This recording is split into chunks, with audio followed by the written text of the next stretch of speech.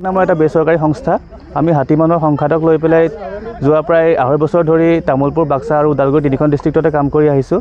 যিবিলাক ধৰক ডিষ্ট্ৰিক্টত এতিয়া হাতীমানৰ সংঘাত লাহে লাহে বৃদ্ধি পাইছে, তেনেধৰণৰ গাঁওবিলাকত এই যাতে অলপমান গাঁওবাসী অলপমান মানে সকাহ পায়, সেইবাবে আমি টৰ্চ আৰু লগতে বেলেগ বিভিন্ন ধৰণৰ যিখিনি সামগ্ৰী আমি দিব পাৰোঁ সেইখিনি লাহে লাহে আমি দিবলৈ চেষ্টা কৰিছোঁ।